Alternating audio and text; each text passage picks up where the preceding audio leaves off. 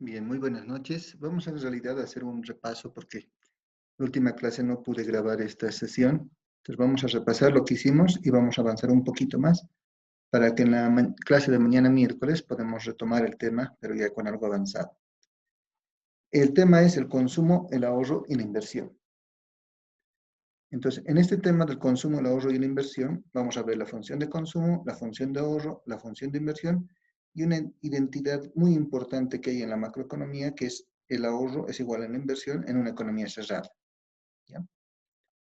Entonces, habíamos dicho que cuáles son los factores que determinan el comportamiento del consumo, el ahorro y la inversión como un objetivo a tratar en este capítulo. Bien, la función de consumo primero.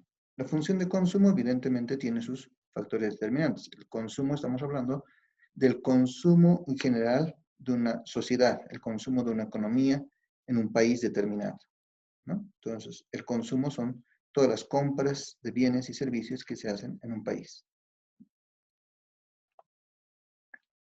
Los que hacen ese consumo son los hogares, ¿no?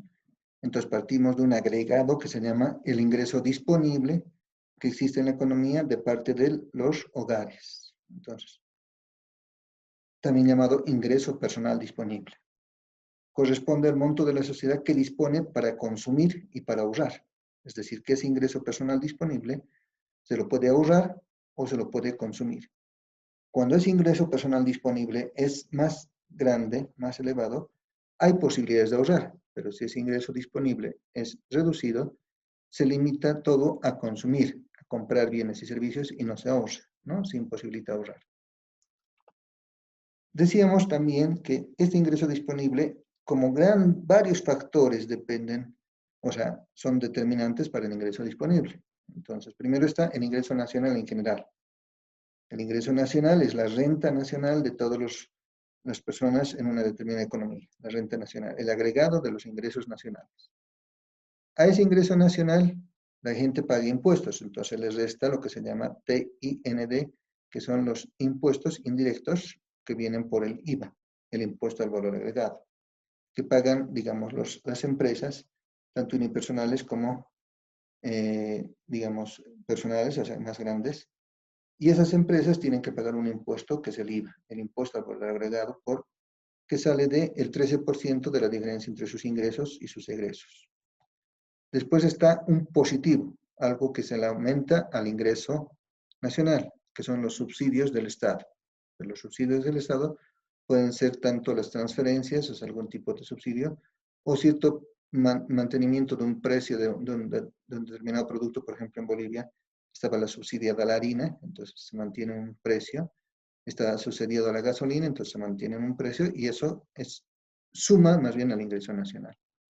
Están después los impuestos directos o renta y patrimonio, que son los impuestos en Bolivia, que se llama el IUE, impuesto a las utilidades. Y después están en sí las utilidades que se conoce como no repartidas o indirectas. Entonces son utilidades que tiene la empresa, pero que no llegan a los accionistas, a los que pertenecen a la empresa. Más los dividendos, que eso sí se suma porque son dividendos que recibe un accionista por las utilidades de las empresas. Ese entonces sería el ingreso disponible. Esto que está aquí, de manera resumida, se pone ingreso disponible es igual al ingreso nacional menos los impuestos, ya tanto directos como indirectos. Es la manera de resumir esta expresión, que es el ingreso disponible.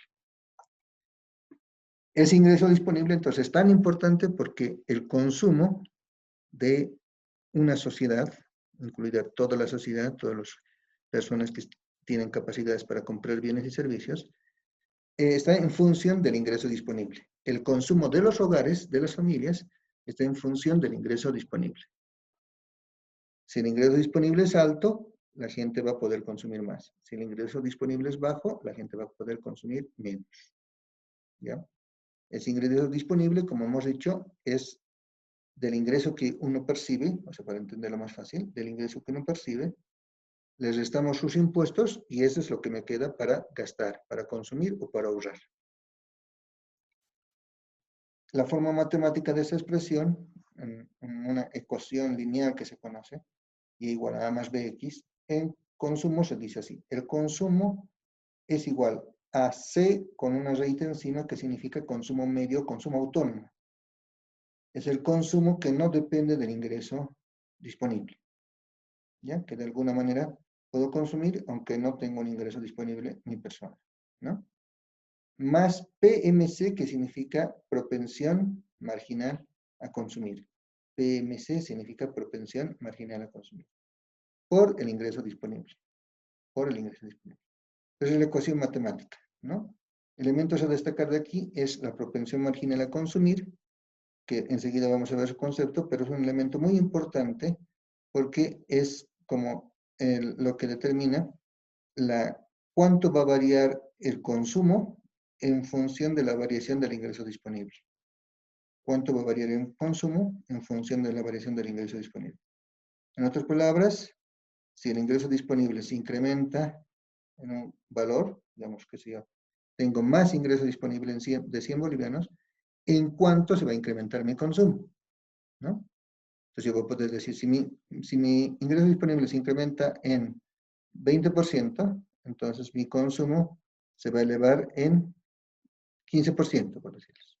Entonces, de acuerdo a eso, uno puede determinar, por la propensión marginal a consumir, cuánto realmente va a incrementar su consumo por un incremento en el ingreso disponible. Aquí está la expresión, la fórmula. La propensión marginal a consumir es la variación en el consumo, ese triangulito significa variación, dividido entre la variación entre el ingreso disponible, que significa una variación, una diferencia. Si yo tenía un consumo de 10, ahora tengo un consumo de 20, entonces la diferencia 20 menos 10 es cuánto ha incrementado mi consumo. Si yo tenía un ingreso de 100 y ahora tengo un ingreso de 200, entonces la variación es 200 menos 100, entonces ha incrementado en 100 mi ingreso disponible. Eso es variación.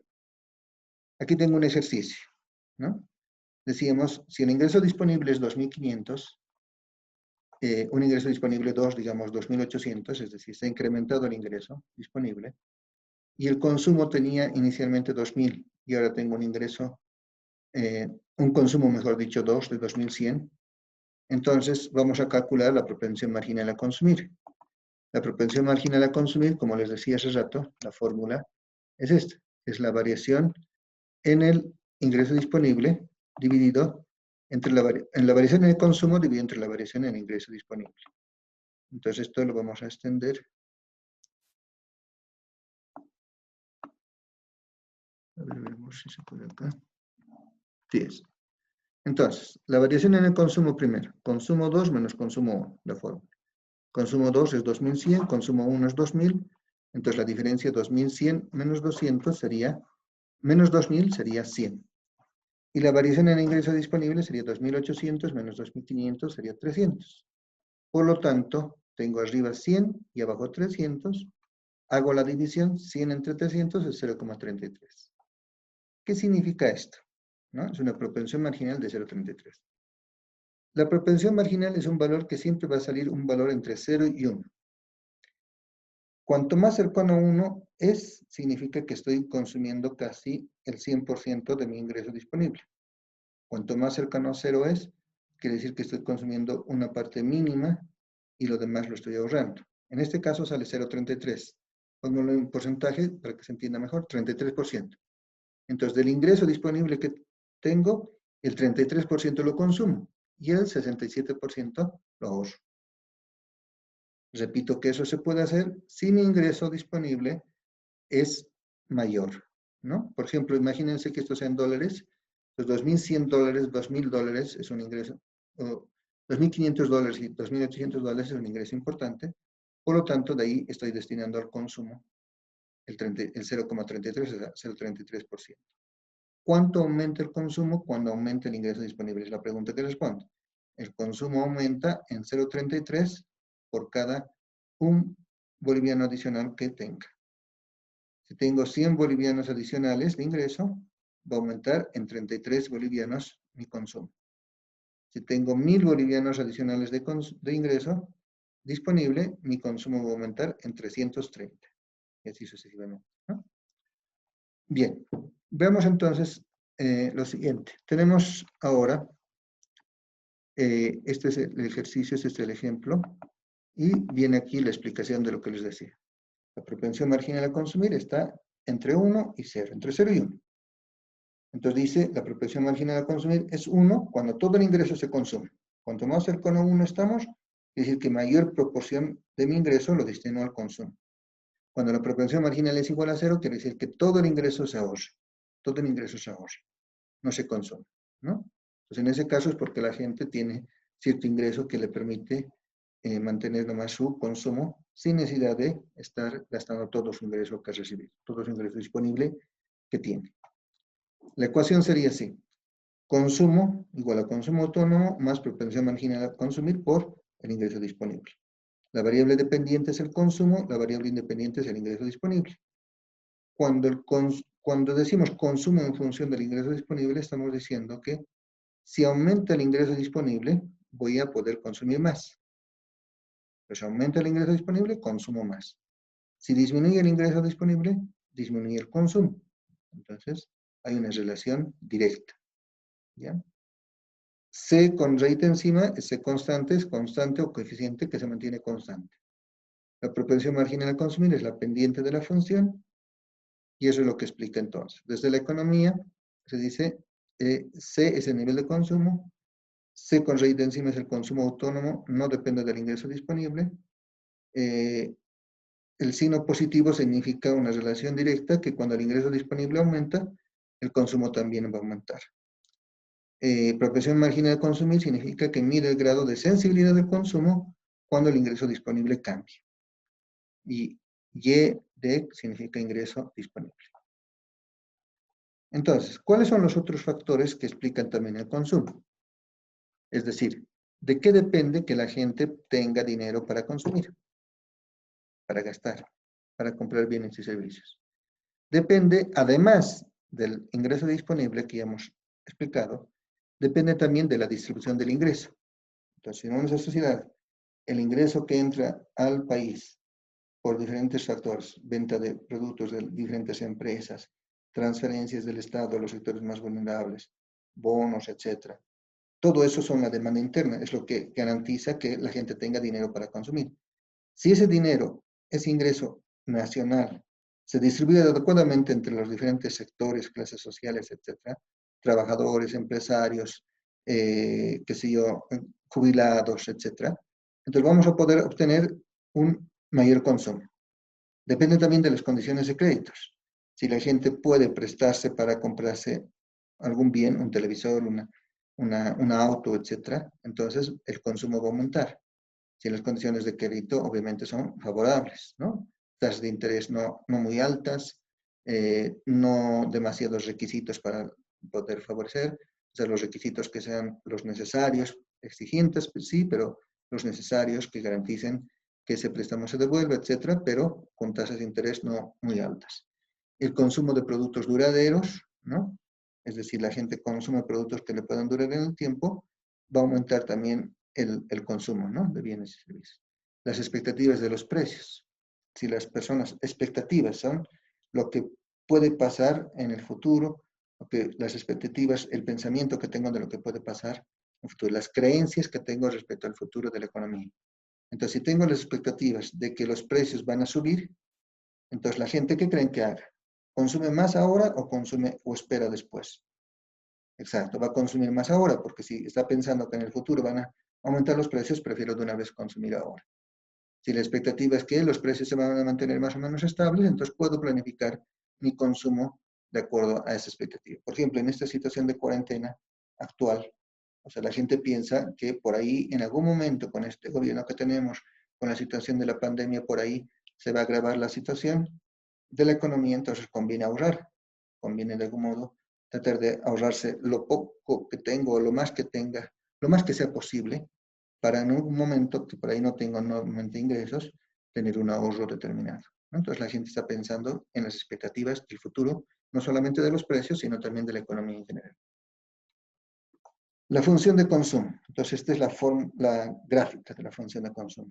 Ustedes saben, no sé si se recuerdan de sus viejos tiempos de colegio, este es el consumo, es el eje de las IES, ¿no? En el eje de las IES está el consumo, en el eje de las X está el ingreso, Este se llama eje de las X, eje de las Y's. Entonces, en las Y's se dice el consumo está en función del ingreso, ¿no? El consumo es la variable dependiente en función del ingreso disponible, que es el, el eje de las X, ¿no? Entonces, es una línea recta ascendente, o sea, así, y significa que el consumo tiene una relación directa, por eso la pendiente es positiva, y la propensión marginal a consumir es la pendiente, ¿no? Que está aquí, que se dibuja en esa parte.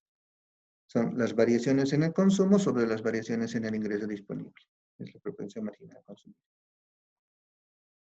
Bien, entonces, tenemos otra gráfica. Aquí tenemos una gráfica de dos funciones de consumo. Una función de consumo, o sea, donde la propensión marginal a consumir, que es la pendiente, de la curva 2 es mayor, o sea, mayor pendiente que la 1, ¿no? Que la 1. Entonces, la ecuación con propensión marginal a consumir es de menos pendientes aquí abajo y la de más pendientes la de arriba. Entonces, las sociedades pueden aumentar su propensión marginal a consumir, digamos, en determinadas situaciones, ¿no? Y por eso se produce un traslado de esto. Cuando hay mayor propensión marginal a consumir, miren, los datos también de consumo aumentan, ¿no? Para un determinado ingreso se tiene mayor consumo, ¿ya? Consumo 1 antes era y ahora es consumo 2, ¿no?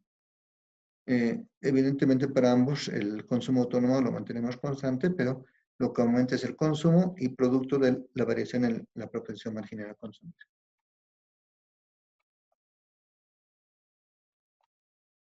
Bien.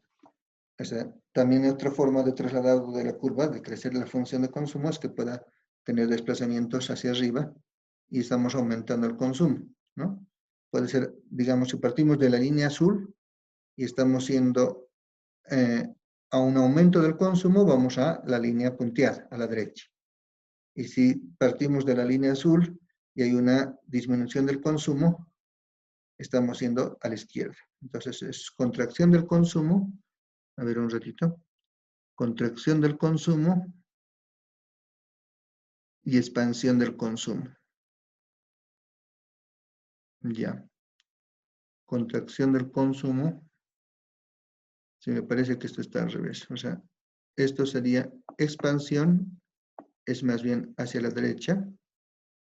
Esta sería expansión.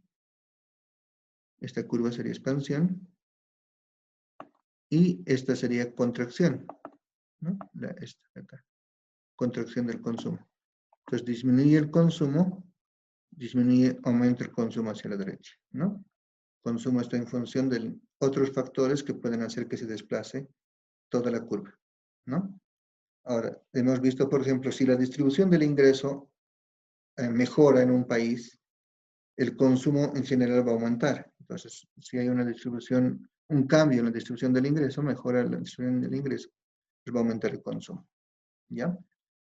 Algunos piensan, y esto un comentario adicional dice, algunos analistas económicos o pensadores económicos de la visión liberal plantean como un elemento importante para reactivar la economía, dicen, es, por ejemplo, reducir los impuestos, pero reducir los impuestos a los más ricos, a los más empoderados, ¿no? Que tienen mayor poder económico.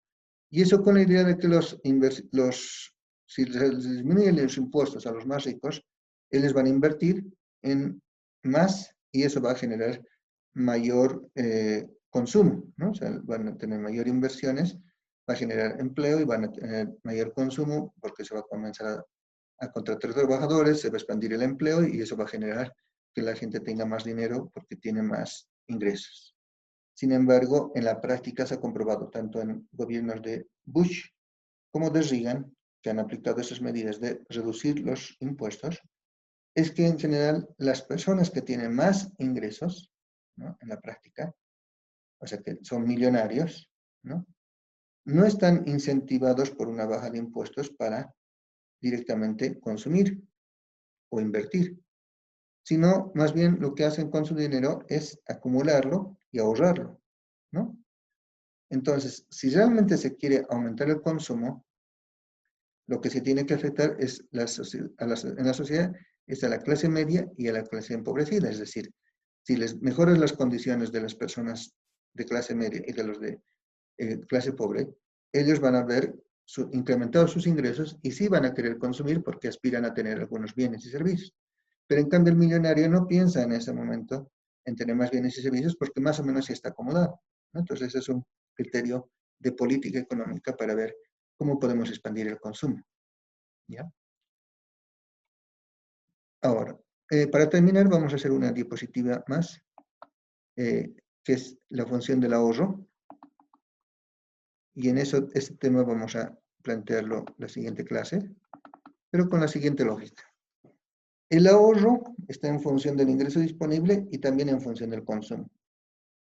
Dice, cuando aumenta el ingreso disponible, la gente va a aumentar su ahorro, ¿ya? Entonces es una relación directa. Si tengo más ingreso disponible, voy a poder ahorrar más. Y si tengo más consumo, voy a tener menos ahorro. Y cuando tenga menos consumo, voy a tener más ahorro. Entonces, ¿esto qué significa? Que este signo positivo, significa que estamos ante una relación directa entre la relación entre ahorro e ingreso disponible. Entonces, un signo positivo significa relación directa. Y eso implica que si el ingreso disponible sube, o sea, aumenta una flechita hacia arriba, de esta manera, digamos, a ver, vamos a intentar con esta, de esta manera.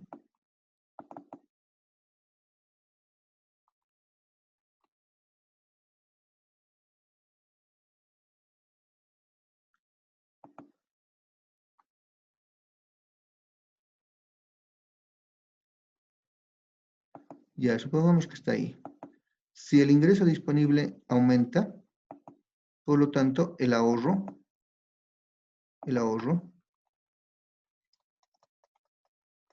también va a aumentar, ¿ya?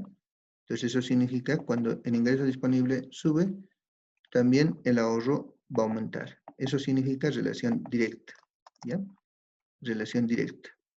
En cambio, si por ejemplo el ingreso disponible disminuyera, o sea, si el ingreso disponible, digamos, disminuye,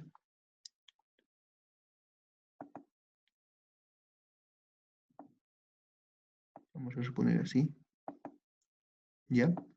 Entonces, lo que va a pasar es que también el ahorro va a disminuir, ¿ya? Entonces, ahí se ve que hay una relación directa. Cuando sube una variable, la otra también sube. Cuando baja, la otra también baja. Eso significa relación directa. En cambio, lo contrario, la relación inversa se presenta cuando tenemos un signo negativo, ¿no? Un signo negativo, y esa relación inversa es así. Perdón, la S se pasó de arriba.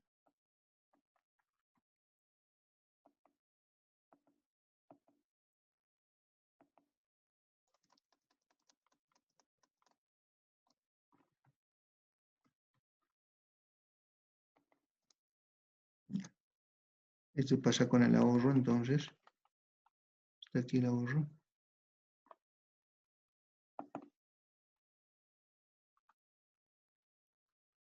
Ya.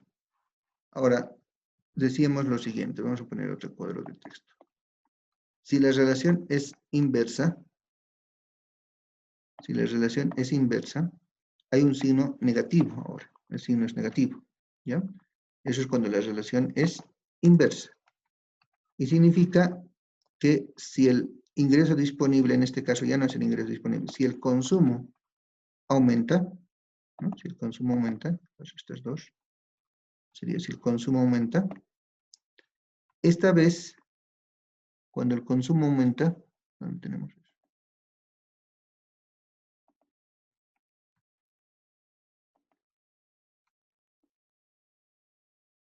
Cuando el consumo aumenta,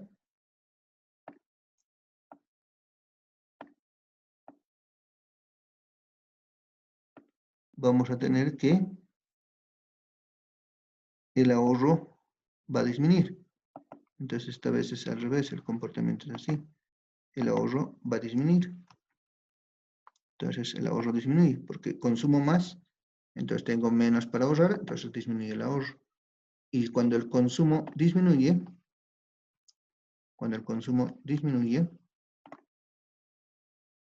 en este caso, si el consumo disminuye, el ahorro, ¿qué va a pasar con el ahorro? El ahorro va a aumentar, ¿no? Entonces ahí hay una relación inversa, ¿ya? Entonces ahí quedemos, o sea, esto sería la parte introductoria a la función de ahorro y mañana ya en clase regular vamos a llevar en más detalle la función de ahorro. Esto simplemente es para complementar lo que habíamos llevado en la anterior clase que no hemos podido grabar. Bien, muchas gracias por su atención, muy buenas noches a todos y mañana continuamos.